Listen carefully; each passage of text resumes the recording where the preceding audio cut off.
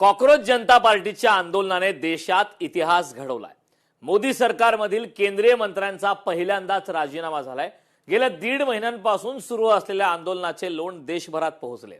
आंदोलनाचे वातावरण देशभरात तापलेलं असतानाच शिवसेना उद्धव बाळासाहेब ठाकरे गटाचे उद्धव ठाकरे यांच्या मुलाखतीत त्यांनी मोदी आणि त्यांच्या मंत्रिमंडळावर कठोर शब्दात टीका केली।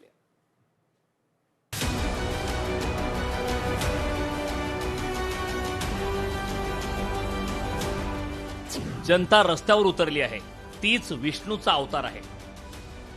गेल्या 12 वर्षांपासून देश जे भोगतोय त्यात देशाची फसवणूक झाली।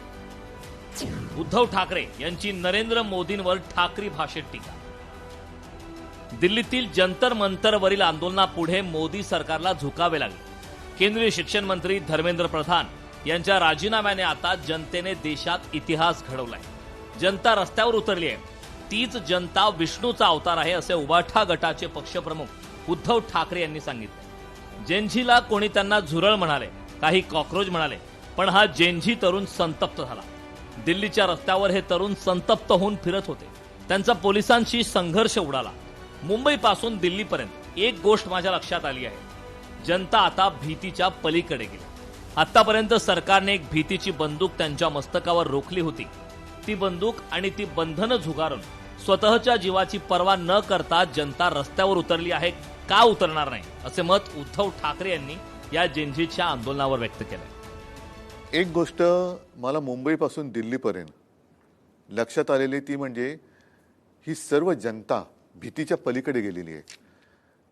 भीतीची बंदूक त्यांच्या कपाळावरती किंवा मस्तकावरती आतापर्यंत या सरकारने जी रोखली होती, ती बंदूक आणि ती बंधनं जुगारून आताही स्वतःच्या जीवाची पर्वा न करता रस्त्यावरती उतरले। आणि का उतरणार नाही?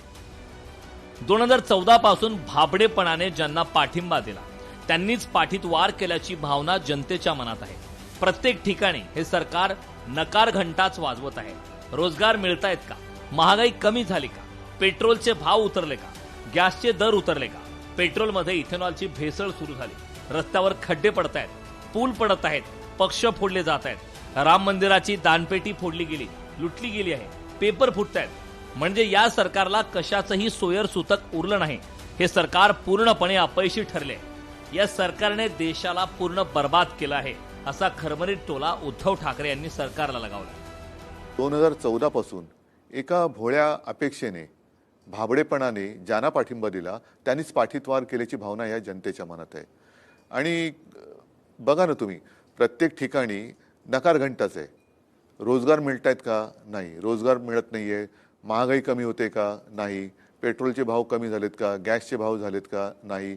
पेट्रोलमध्ये आता इथेनॉलचं मिश्रण म्हणजे त्याच्यात सुद्धा भेसळ व्हायला लागलेली आहे। रस्त्यावरती खड्डे पडतायत, पूल पडतायत, पक्ष फोडले जात आहेत, दानपेट्या म्हणजे राम मंदिराची पेटी दानपेटी फोडली जाते, फोडली म्हणजे लुटली जाते, पेपर फुटतायत। म्हणजे या सरकारला कशाचीच काही पडलेलं नाहीये। देशातल्या 150 कोटी लोकांपैकी 80 कोटी लोकांना ते फुकट रेशन देत नाहीत। तुम्ही काय उपकार करताय का? कोणालाही तुमचे काही फुकट नको। कष्ट करण्याची त्यांच्या धमक आहे, त्या कष्टाला तुम्ही किमान नीट सन्मान द्या। जनतेला भिकारी बनवताय का? अशी मुलं जेव्हा रस्त्यावर उतरतात त्यांची कॉक्रोच म्हणून हेटाळणी केली जाते। मग तरुणांना कॉक्रोच म्हणणारे लोक काय लायकीचे आहेत, असे सवालही ठाकरे यांनी सरकारला विचारले। देशात साधारणतः आता किती 150 कोटी असतील लोक, त्यातल्या 80 कोटी लोकांना हे फुकट रेशन देतात। म्हणजे तुम्ही काय उपकार करतात का? कोणाला तुमचं काय फुकट नकोय, त्यांना कष्ट करण्याची त्यांच्यात धमक आहे। त्या कष्टाला फक्त तुम्ही व्यवस्थित मान करा, द्या, सन्मान द्या। आणि अशी मुलं जेव्हा रस्त्यावरती उतरतात त्यांची कॉक्रोच म्हणून हेटाळणी केली जाते। अशी लोक काय लायकीची आहेत? ज्यांना म्हणजे तरुणांना कॉक्रोच म्हणणारी लोक काय लायकीची? ही हेटाळणी या देशाच्या मुख्य न्यायाधीशांनी केली आहे। हो, पण ही अयोग्य आहे। राजीनामा दिलेले धर्मेंद्र प्रधान अधर्मेंद्र आहेत, याच्यात धर्म कुठे? शिवसेना प्रमुखांच्या भाषेत सांगायचं झालं तर त्या खुर्चीत बसायच्या ते लायकीचे नाहीत। सगळे द्र आहेत, त्या सगळ्या द्रंनी राजीनामा द्या। त्यांचा देशाला काहीच उपयोग नाही। ते जे द्र आहेत ते जनतेशी द्रोह करतायत, असा टोला ठाकरेंनी पंतप्रधान मोदी, मुख्यमंत्री फडणवीस आणि धर्मेंद्र प्रधान यांच्या नावाचा उल्लेख न करता लगावला। तुमचं काय म्हणणं आहे? राजीनामा नाही, ही पद्धत धर्मेंद्रनी द्यावा की नरेंद्रनी द्यावा? सगळे द्र आहेत त्या सगळ्या द्रहनी द्यावा. अच्छा, कारण ते द्र जे आहेत ते जनतेशी द्रोह करतायत. त्याच्यामुळे देशाला दारिद्र्य येऊ नये एवढीच इच्छा आहे. त्याच्यामुळे जनता झोपलेली नसते, पण झोपल्याचं सोंग घेणारे सत्ताधारी जेव्हा येतात तेव्हा जनतेला आसूड हातात घ्यावा लागतो. ही क्रांतीची ठिणगी आहे. ठिणगीचे रूपांतर क्रांतीत होऊ शकेल जर वेळेत काही उपाययोजना केली नाही तर या देशात भयानक परिस्थिती उद्भवू शकते. आणि एकदा का हा तरुण रस्त्यावर उतरला की तो त्याचं जे काही म्हणणं आहे ते पूर्ण केल्याशिवाय थांबणार नाही असंही ठाकरेंनी म्हटलं. जर वेळेमध्ये काही उपाययोजना केली नाही तर ह्या देशामध्ये भयानक परिस्थिती उद्भवू शकते. आणि एकदा का हा तरुण रस्त्यावरती उतरला की तो त्याचं जे काय म्हणणं आहे ते पूर्ण केल्याशिवाय थांबणार नाही. ही मला एक चिंता वाटते देशाची. सध्या सरकारचे एक धोरण कायम आहे, मग ते नरेंद्र मोदी असोत, अमित शहा असोत की संपूर्ण भारतीय जनता पक्ष असो. विरोधी पक्षाला ते विकत घेतात, आमदार खासदार फोडतात, सरकार विकत घेतात, निवडणुका विकत घेतात, मत विकत घेतात, जय पराजय विकत घेतात. या देशात विरोधी पक्ष कोणता असावा किंवा नेता कोण असावा हे ते ठरवायला लागले आहेत.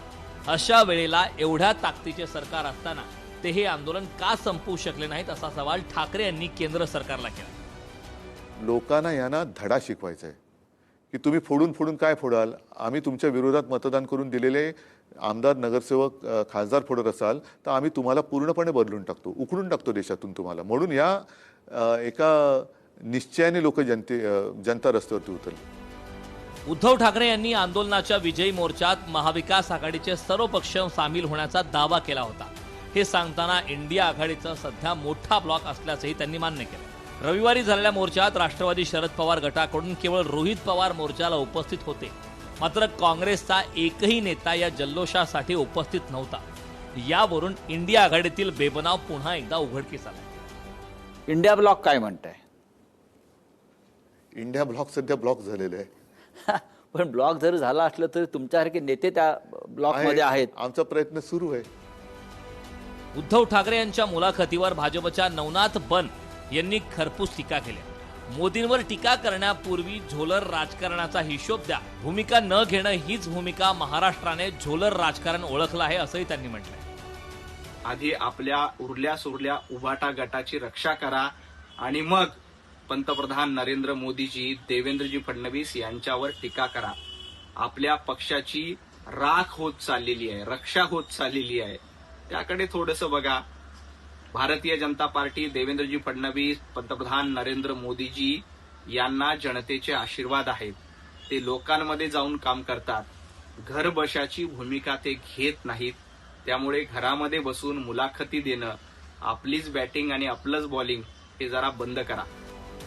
कॉक्रोच जनता पार्टीचा जन्म, दिल्लीतील आंदोलन, त्यानंतर प्रधान यांचा झालेला राजीनामा आणि देशातील एकूण परिस्थिती पाहता विरोधकांना नीट परीक्षेवरून सरकारला कोंडीत पकडण्याचा प्रयत्न केलाय. देशात सध्या सत्ताधाऱ्यांच्या विरोधातील हवा जोरावर आहे. असाच प्रवास ठेवला तर हा आवाज अधिक बुलंद होण्याची शक्यता अधिक आहे. मात्र त्यांनी या आंदोलनात जशी एकवाक्यता ठेवली तशी एकवाक्यता कायम ठेवली तर विरोधी पक्षाचा आवाज अधिक बुलंद होईल. ब्युरो रिपोर्ट, लोकशाही मराठी, मुंबई. लोकशाही मराठी ऐका, पहा, जागरूक रहा.